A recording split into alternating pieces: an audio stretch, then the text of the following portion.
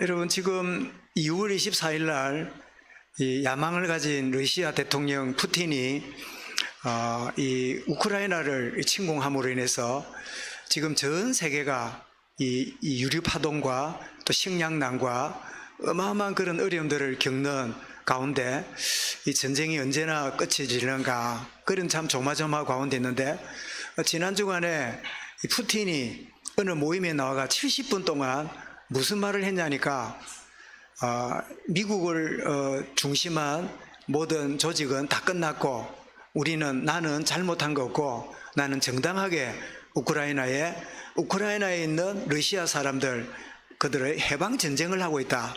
그러면서 자기가 잘하고 있다고 하는 자화자찬을 늘어놓는 연설을 70분 동안 했다는 그 뉴스를 아마 여러분 보셨을 거예요. 여러분 어디 푸틴뿐이겠습니까? 사람들은 다 자기 기준, 자기 신념으로 다 그렇게 옳다고 생각하고 살아가요. 그것 때문에 전쟁이 나고 또 가까이에는 갈등이 생기고 싸움이 벌어지는, 이런 부부간에도 틀리고 맞는 게 아니라 자기 기준과 자기 신념을 가지고 밀어붙이다 보니까 그게 뭐가 되죠? 그게 싸움이 되고 갈등이 되잖아요. 여러분, 하나님은 우리에게 언약을 우리에게 주셨습니다. 우리에게 영원한 언약을 주셨는데, 이 언약은 우리가 의논해가지고 받을까 말까가 아니라 우리 모든 인생에게 주신 하나님의 영원한 약속을 주셨어요. 여러분, 노아 홍수 이후에 하나님이 다시는 물로 세상을 심판하지 않겠다 하는 표로 무슨 약속을 주셨죠? 무슨 징표를 주셨죠? 무지개를 주셨잖아요. 무지개 언약. 여러분, 어떤 범죄한 자도 은혜로 구원받는다는 그 놀라운 하나님의 크신 은혜를 우리에게 징표로 주셨는데, 그 표가 뭐지요? 그게 십자가지요. 십자가로 말미암아 구원받은 우리에게 하나님은 뭘 주셨다고요? 내 신념과 기준으로 살지 말고 하나님이 주신 기준, 하나님이 주신 참된 이 복음, 이것이 우리의 각인이 되도록 허락하신 거예요. 저는 이 말씀을 묵상하다가 그런 생각이 문득 들었습니다. 애도 어리고 아내도 어린 그 가운데 병이 든 남편이 이제 죽을 시간이 되어가지고 아내에게 무슨 말을 남기겠습니까?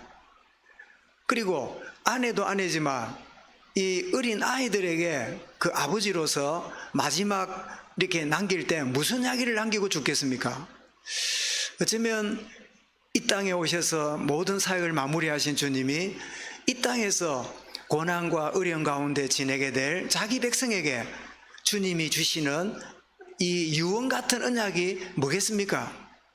그것이 뭐죠? 우리는 압니다. 사도행 1장 1절에 어떤 문제 있을지라도 예수님이 모든 문제 해결하신 그리스도다. 이게 우리가 붙잡아야 될 언약이에요. 요한복음 19장 30절에 뭐라고요? 내가 다 이루었다. 근데 어떤 분은 이럽니다. 나는 그리스도로 결론 났는데 나는 왜 자꾸 문제가 생기고 문제 해결이 안 됩니까? 예, 맞습니다. 문제 해결 났음을 알려면 뭐를 만나야 돼요? 문제를 만나야 돼요. 내가 해답을 알고 있으면 그게 해답인 줄을 뭐를 통해서 알게 되죠?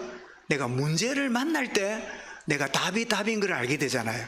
이런 문제가 있고 여러 가지 갈등에 있고 왜 그런가 싶은 마음이 있으면 그리스도가 나의 답이라는 사실을 발견하고 확인시키려는 하나님의 시간표구나 믿으시기 바랍니다.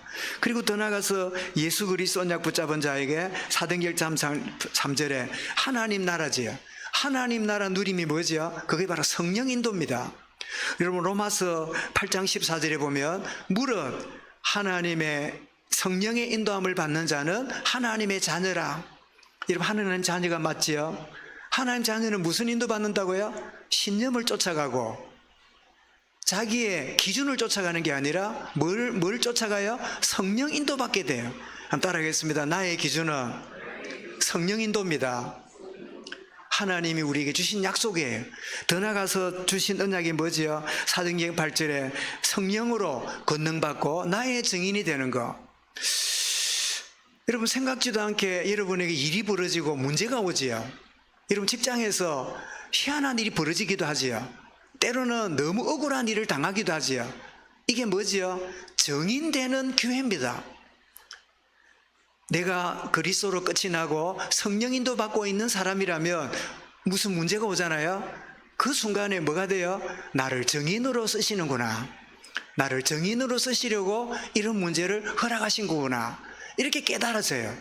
그러니까 여러분, 이때 여러분 무슨 일이 벌어지죠? 사도행전 13장 9절에 바보섬에 가서 복음을 전할 때 누가 방해했잖아요. 누가 방해했지요? 눈을 뜨고 저를 보세요. 저를 뜨세요. 설교 시작하는 데쯤에 졸리면 어떻게 해? 그죠? 눈을 뜨고 보시기 바랍니다. 여러분, 사도행전 13장에 바보섬에 복음 전할 때 누가 방해했지요? 총독이 예수 못 믿도록. 박수무당 엘루마가 방해했지요. 그때 여러분 13장 9절에 보니까 바울과 바나바가 성령에 충만하여 성령 충만 달라 기도도 안 했어요. 여러분, 그리스도 언약 붙잡고 성령인도 받고 있는 자에게는 문제 오면 성령 충만의 기회예요. 아멘. 이제 목사님 왜 이리 어림이 옵니까? 왜 그럴까요? 언약을 놓쳐서 그래요. 성령인도를 받지 못한 가운데 문제만 자꾸 만나서 그래요. 내가 그리스도의 언약과 성령인도 받는 가운데 있다면 이 문제가 정인의 기회인데 나는 자꾸 문제라고 여겨지는구나. 여러분, 정말 주님이 우리에게 주신 참된 언약을 확인하고 출발하는 예배가 될 수 있길 바랍니다. 이런 본문은 제가 지난 주간에 이 지도를 띄워드렸는데 자꾸 주면 여러분 식상할까봐 다음 주 보이겠는데요. 자, 비시디아 안디옥이라는 지역에서 복음 전하다가 깡패처럼 동원돼 갖고 이렇게 하니까 이제는 어느 지역으로 갑니까? 우리가 이방 땅으로 가노라. 그래서 해안가에서 저 내륙으로 올라가는, 말하자면 진해 해안에서 창원으로 들어가는, 내륙으로 들어가는 지역이 이고니온 지역이에요. 그 지역에 가서 복음을 전하게 됩니다. 복음 받아들이는 소수도 있었지만 박해하는 자들 때문에 떠나온 거지요. 자, 이고니온이라는 곳에서 유대인의 회당을 찾아가서 복음을 전하는, 그게 오늘 내용의 모습입니다. 그 내용의 주제입니다. 여러분, 우리가 복음을 사람들이 막을 수 있다 생각하는데, 여러분, 사람들은 막을 수 있어요. 사람들은 방해할 수 있어요. 그런데 복음은 막을 수가 없어요. 이런 유대인들의 종교 세력으로 초대교회를 엄청나게 박해를 했지요. 이런 8장 1절이나 13장 50절에 보면 이 무리들을 선동해가지고 복음 막는, 여러분 디모데전서 1장 13절에 이 복음 막는 일을 바울도 사실은 지금 박해를 당하고 있지만 자기도 뭐 했지요? 복음 방해하는 핍박자였고 방해자였지요. 그거를 고백하고 있음을 보게 되는데요. 이런 중세교회가 교권을 가지고 복음 운동을 말살시키려고 마녀 재판을 하고 수많은 순교자들이 일어났습니다. 여러분, 천주교가 우리 큰 집이다. 여러분, 역사적으로 보면 천주교라고 하는 그 교회에서 이 개신교가 나왔으니까 큰 집이라 말할 수 있지만, 그러나 복음의 원리를 가서 보면 천주교는 교회가 아니에요. 타락하고 미신화되고 종교화된, 말하자면 영적 음란한 존재들이에요. 초대교회 신앙을 회복한 게 개신교예요.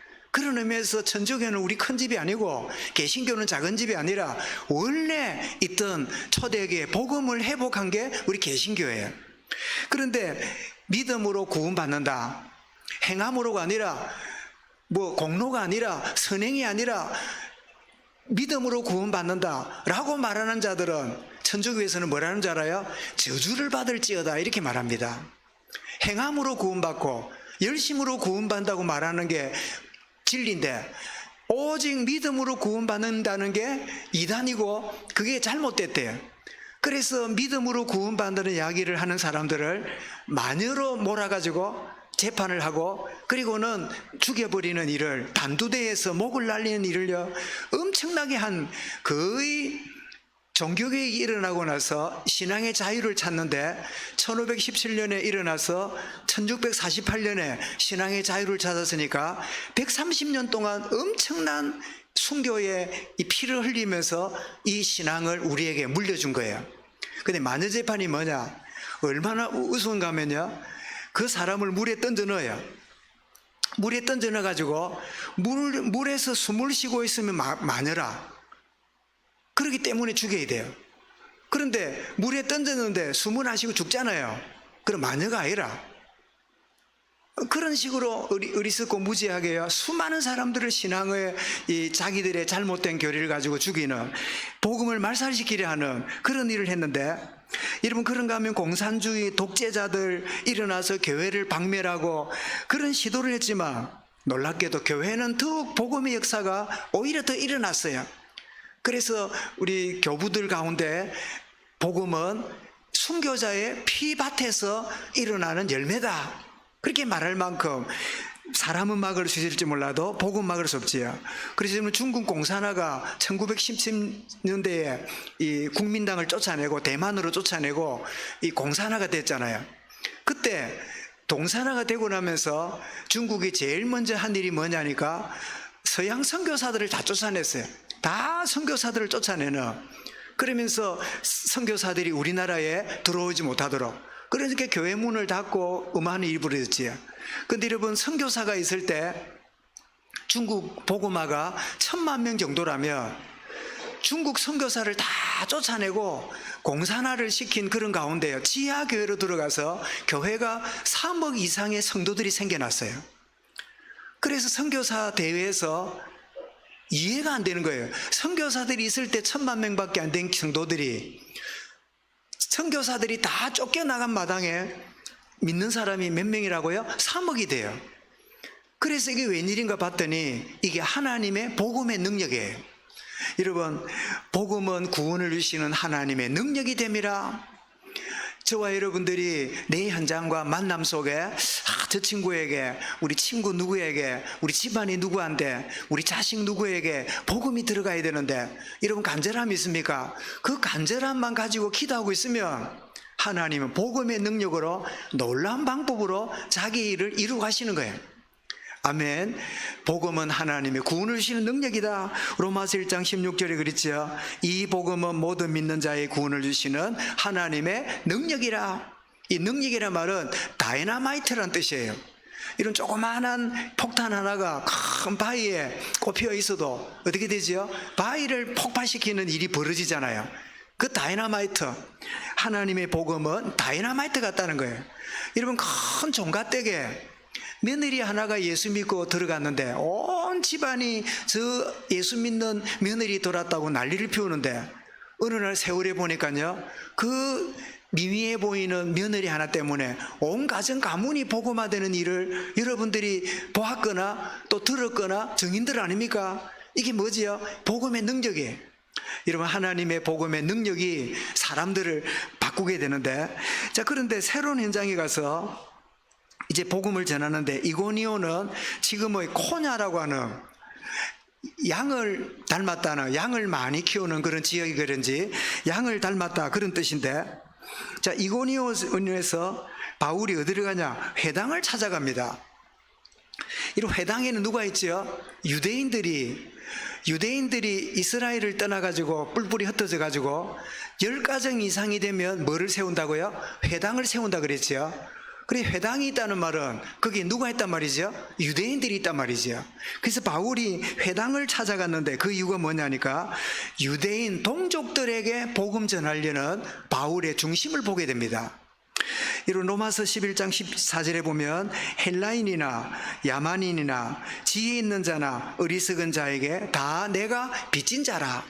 그래서 바울이 동족들에게 복음을 전하려는 그런 마음으로 찾아갔는데, 놀랍게도 오늘 1절에 보니까 들어가서 복음을 전했더니 1절에 어떤 일이 벌어지죠? 유대와 헬라의 허다한 무리가 믿더라. 구원받는 역사가 막 일어난 거예요. 이런 로마서 1장 17절에 믿음은 들음에서 나며 들음은 그리스도의 말씀으로 말미암느니라. 어떤 분은 그래요. 목사님, 나는 뭐 예배 참석해서 말씀 들어도 잘 기억 안 나니까 나는 뭐 그저 그래요, 이래요. 그렇기 때문에 자주 드려야 된다. 응? 그렇기 때문에 자주 드려. 왜? 믿음은 뭐에서 나요? 들음에서 나거든. 사람이 뭘 듣느냐에 따라서요, 사람의 행동이 달라져요. 제가 언젠가 말씀드렸죠. 제가 어릴 때 아버님이 건축을 했으니까 이 건축 자재를 니하가에 실어가지고 우리 옮기면 제가 뒤에서 밀고 도와드린 기억이 많이 나요. 근데 제가 이제 이렇게 미는데 니하가 바퀴를 보니까 바퀴가 이렇게 돌아가잖아요. 바퀴가 돌아가는데 이거를 내가 잡으면 리어카가 설 것 같아. 리어카 바퀴가 돌아가니까 그 돌아가는 바퀴를 내가 꽉 잡으면 이 바퀴가 브레이크처럼 끽 해가 설 것 같아. 그래가 내가 어땠을까요? 그런데 손을 집어넣었다가 하마터면 손 끊어질 뻔했어요. 왜냐하면 굴러가는 굴러가는 그 바퀴를 내가 무슨 힘이 있다고 잡겠습니까? 왜 그런 행동을 했을까요? 내 생각에 이거 잡으면 서겠다는 생각이 들어가니까 행동을 그래 하는 거예요. 이런 믿음 뭐에서 나와요? 자꾸 들음에서 나와요. 그런데 무조건 듣는다고 생기는 게 아닙니다. 뭐를요? 그리스도의 말씀을 들어야 돼요. 믿음은 들음에서 나고 들음은 그리스도의 말씀으로 말미암느니라. 나는 믿음이 없으니까 예배도 성경 공부도 나도 기억도 안 나니까 아니에요. 그렇기 때문에 어떻게 해요? 더 들어야 돼요. 듣고 그래 날 때 믿음이 생기지요. 이런 12절에도 보면 이렇게 말합니다. 유대인이나 헬라인이나 차별이 없느니라. 그래서 바울이 복음을 전했더니 유대인도 돌아오고 헬라인도 돌아오는 이런 역사가 일어나는데, 디모데 2장 4절에 성경이 말씀합니까? 하나님은 모든 사람이 구원을 받으며 진리를 아는 데 이르기를 원하시느니라. 그래서 유대인들도 돌아오고 이 헬라인 이방인들도 돌아오는, 여러분 정확한 복음이 증거되면 그 자리에 그 시간에 구원받기로 작정된 자들이 주님께로 돌아오는 겁니다. 아멘. 여러분, 그래서 내 주변에는 복음 받을 사람 없고, 내 주변에는 예수 믿을 사람 없고, 내 주변에는 예수 믿는 소리를 내면 나는 손해야, 그 생각이 바뀌어야 돼요. 어제까지는 아닐지라도 오늘 내가 복음 누리고 있으면 영생 주시로 작정된 자들이 바로 이 시간에 주님께로 돌아온다. 그죠? 그러니까 우리가 내 할 일만 성실하게 하면서 복음적인 영향만 주면 돌아오게 되는 거지요. 그게 바로 사도행전 13장 48절이죠. 영생 주시기로 작정된 자들은 다 믿더라. 이런 일이 벌어진 거죠. 그래서 여러분, 바울이 이고니온 해당에 가서 복음 전했을 때 믿는 사람이 일어난 것을 보면 우리는 복음의 증인이고 주님이 믿게 하시는데 마음을 여시는 분이 누구지요? 주님이 마음의 문을 여시는 거예요. 내가 억지로 열려고 내가 어떻게 하면 되는 줄 알고 아니라 그냥 나는 무심코 던진 말인데 그 말이 그 사람에게 인생의 답이 되는 거예요. 이로 사도행전 16장 14절에 루디아라고 하는 여자가 있는데, 그 바울이 전하는 복음을 들었을 때 누가 마음을 열었다고요? 주께서 그 마음을 열어 바울의 말을 따르니라. 주님이 마음의 문을 열어주실 때 그때 복음이 그 마음속에 자리 잡는 거예요. 그래서 우리는 그냥 정인으로서 살아가면 한마디라도 주님이 마음을 열어주시면 어떻게 돼요? 그 마음에 복음에 싹이 나고 열매가 맺는 거예요. 자, 그런데 여러분, 웬일입니까? 이런 역사가 있는데 가로막는 무리들이 여기에도 일어납니다. 참 놀랄 일입니다. 이들은 복음은 들었지만 순종하지 않는, 믿지 않는 자들이에요. 2절에 그랬죠. 그러나 순종하지 아니하는 유대인들이, 이 순종하지 아니하는 자들이 말은 복음을 거부하고 믿지 않는 자들, 그 말이지요. 이 자들이 일어나서 자기만 안 믿는 게 아니라 믿으려는 자기 유대인이나 가족들이나 자기 그 혈족들을 쳐다보고는 뭐가 일어났어요? 그 마음에 악감이 일어났어요. 그 자기들만 안 믿는 게 아니라 믿는 사람조차 못 믿도록 선동하고 방해하는 이런 일을 하게 됨을 보게 됩니다. 2절에 그랬죠. 유대인들이 이방인들의 마음을 선동하여 형제들에게 악감을 품게 하거늘, 이 악한 감정을 품게 하는. 여러분, 사실은 13장에서 이 비시디아 안디옥에서도 악감을 하고 욕을 해가지고 못 믿게 하는 짓을 했잖아요. 그런데 이 새로운 지역 이고니온에도 자기만 안 믿는 게 아니라 믿고 싶은 사람을 방해해가지고 못 믿게 만드는 이런 또 일이 막 벌어지는 거예요. 그러면 여러분, 저쪽에 있던 저 해변가에 있던 비시디아 안디옥 그 사람들이 이 이고니온까지 온 걸까요? 아니면 다른 사람일까요? 예? 어떨까요? 원래 해안 지역에 방해했던 그 사람들이 이까지 따라와서 방해했을까요? 아니면 그 사람들이 아닌데 또 다른 사람들인데 방해하고 있을까요? 1번일까요? 2번일까요? 사람이 왜 절에 가도 눈치가 있어야 적국을 넣어먹는다 안 합니까? 그 사람 똑같은 사람들이다 1번, 아니다 똑같은 사람 아니다 2번. 1번입니까 2번입니까? 2번이 2번. 희한하죠. 아니 1번에 있는 그 사람들이 버스 타고 와가지고 방해하는 게 아니고 1번에 방해하는 사람 때문에 피해가지고 다른 지역에 왔는데 거기에도 복음 반대하는 사람들이 있는 거예요. 누구 역사지요? 사단의 역사입니다. 여러분, 사단은 미국이나 한국이나 중국이나 인도나 똑같이 역사예요. 어떻게 여러분 다른 데는 하나 돼요? 그런데 뭐 하는 데는 일치돼요? 복음 반대하는 일에는 사단이 딱 하나가 돼요. 이거 희한합니다. 동네 사람들이 다른 일 때문에는 하나 안 돼요. 근데 뭐 교회 시끄럽다, 교회가 뭐 차가 많다, 뭐 교회가 뭐 어째서 뭐 어쩐다, 이런 데는요 온 동네 사람이 어째 돼요? 하나 돼요. 이런 거 경험했거나 보셨을 거예요. 왜 그런지 압니까? 사단은 복음만 싫어하거든. 다른 거는 막 뭘 해도 괜찮아. 오직 복음만 가로막는, 그래서 이 사단의 역사로 말미암아 거듭해서 이러는데, 그런데 놀랍게도 이렇게 방해하고 있는데, 이 방해를 하고 있음에도 불구하고 3절에 보니까 두 사도가 뭐랬습니까? 오래 있어. 한번 물어보겠습니다. 왜 오래 있었을까요? 첫 번째, 한번 해보자, 그런 뜻으로 했을 거다. 두 번째, 거기에 믿을 사람이 많아서 방해해도 있었겠다. 1번입니까 2번입니까? 2번이겠지요. 막 너가 어떻게 달라드나 한번 해보자 하고 막상 막 의기투합으로 무슨 막 싸워보자는 그냥 그런 식의 의미에서 오래 있은 게 아니라, 아무리 방해해도 거기에 믿을 사람이 있다는 게 느껴지니까 그런 사람들에게 복음 전하려고 방해에도 불구하고 거기 있는 거예요. 사랑하는 여러분, 이사를 할 경우에 이사를 왜 합니까? 여러분, 직장을 옮기는 이유가 뭡니까? 여러분들이 다른 일을 하려고 하는 그 이유가 뭡니까? 내가 있는 지역이 싫으니까, 내가 여기 있는 지역이 안 좋으니까, 내가 거기 가면 더 좋을 거니까, 그게 우리의 기준이 될 수 있지요.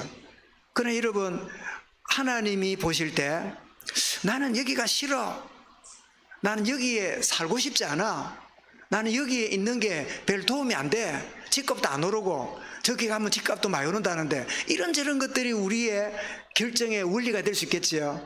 근데 복음 가진 사람들은 나는 싫지만은 여기에 하나님의 계획이 있어, 나는 여기가 별로 마음에 안 들지만 하나님이 하시고자 하는 언약의 계획이 있어. 그렇다면 어떻습니까? 저와 여러분 그곳에 오래 있을 수 있는 거예요.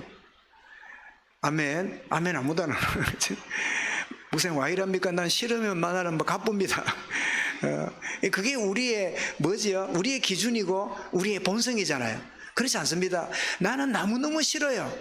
나는 막 이렇게 내 마음에 안 들어요.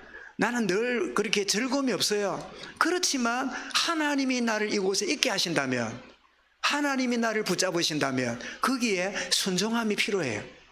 그러면 거기 실은 데인 줄 알고, 거기가 어려운 데인 줄 알고 곤란한 줄 알았더니 하나님이 이토록 놀라운 일을 이렇게 가시는구나, 이런 걸 우리가 보게 되겠지요. 여러분, 이런 경우도 있겠지요. 혹시 뭐 그런 분이 몰라도, 여러분, 믿지 않는 이 배우자를 만났을 때 참 내가 믿음 생활을 하면 반대를 하지요. 니는 막 절에는 가고 다 가는데 막 교회만 가면 니는 이혼이다.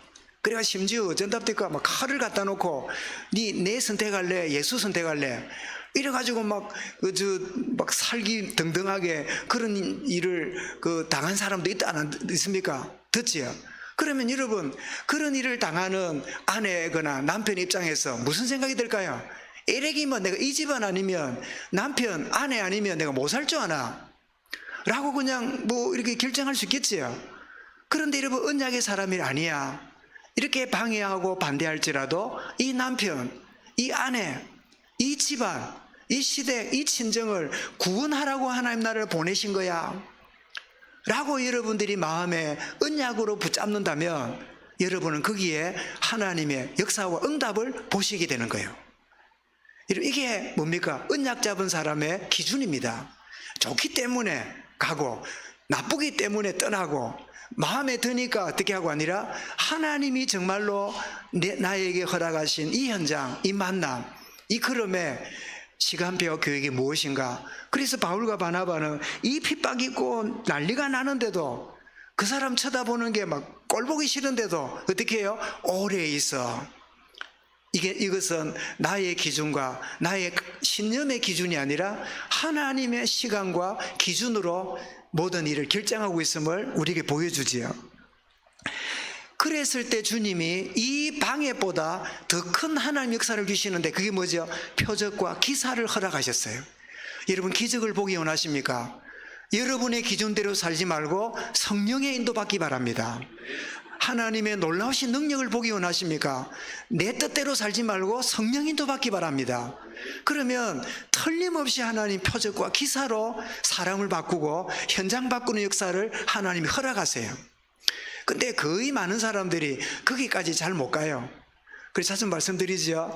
숫자가 영적 원리가 있지요. 1은 하나님 유일하신 하나님, 2는 정인, 3은 성삼위 하나님, 4는 동서남북 인간의 숫자, 5는 숫자 단위 셀 때, 6은 뭐지요? 6은 불완전 숫자예요. 7이 뭐지요? 완전수지요. 완전수 되기 전에 6을 거쳐야 돼요. 6이라는 불완전 숫자에서 사람들이 거의 포기해요. 왜냐? 7이라는 완전 숫자가 있는데 그때까지 기다리지를 못해요.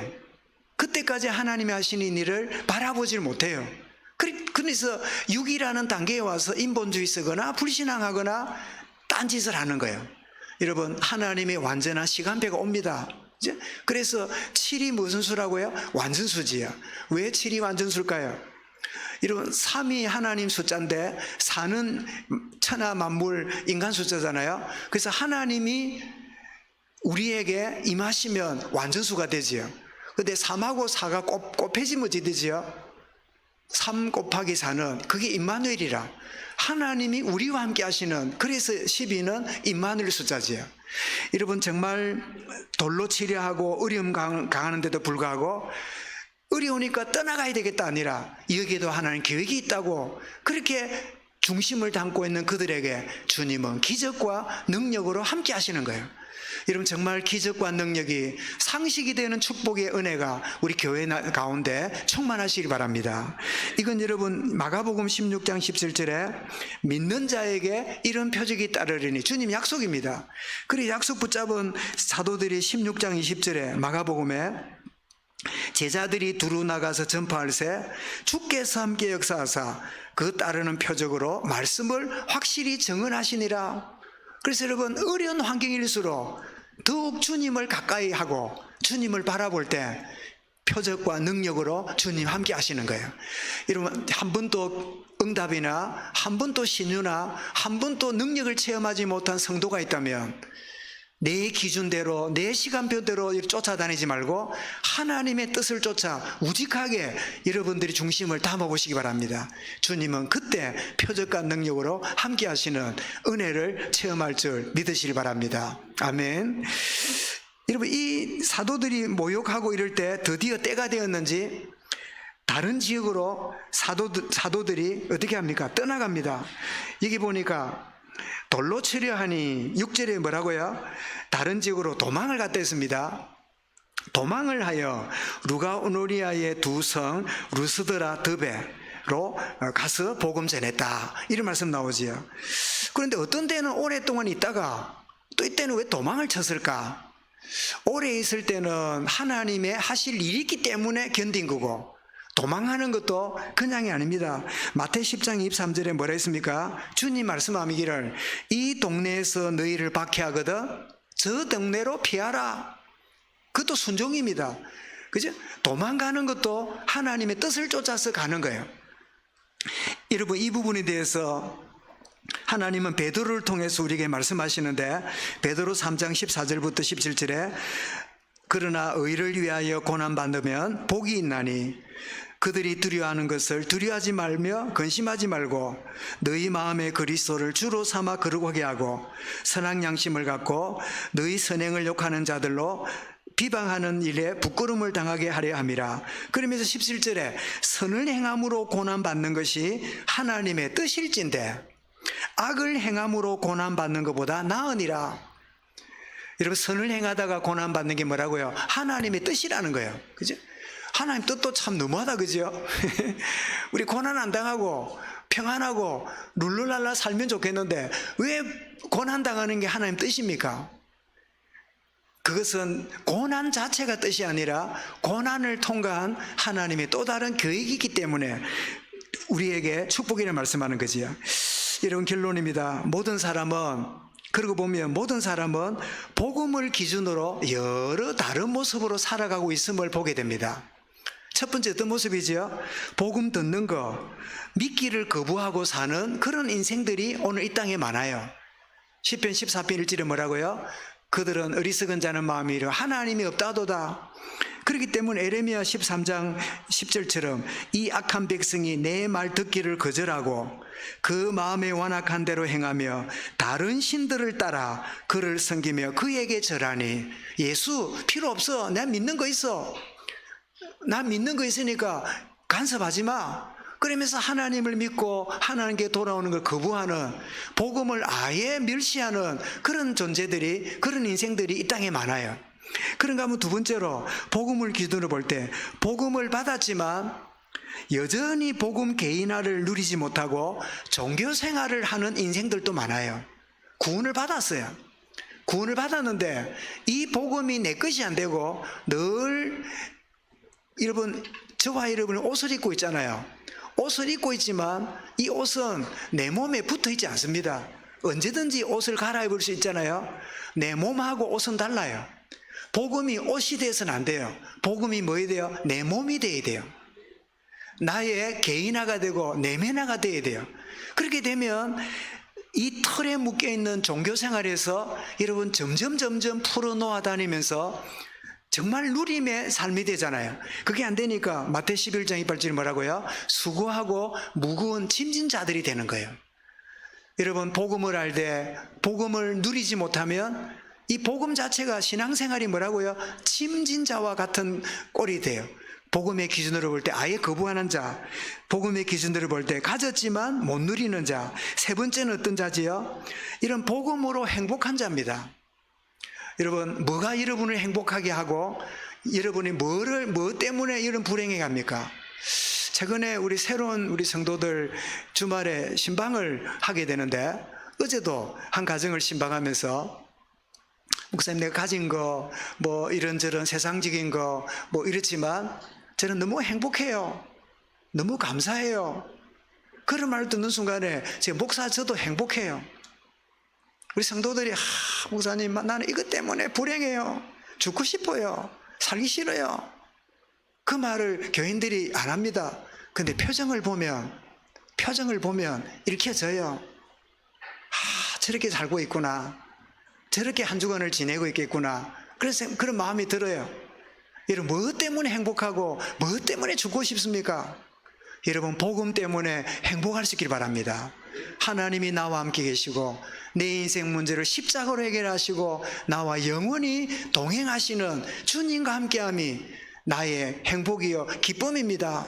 그러면서 여러분, 내 만남 속에 그냥 자연스럽게 정인으로 살아가는, 전도제로 살아가는, 그리고 복음의 기준 볼 때 아예 거부하는 사람, 받았지만 못 누리고 짐이 돼갖고 있는 사람. 여러분, 새한테 양쪽에 날개가 있잖아요. 한번 물어보겠습니다. 새한테 이렇게 날아다니는 새가 있잖아요. 그 새한테 물어볼 때, 새야, 네 날개가, 지미가 네한테 그 축복이가, 이렇게 물어보면 새가 뭐라고 말할까요? 새 날개가 있잖아요. 어깨 양쪽이죠.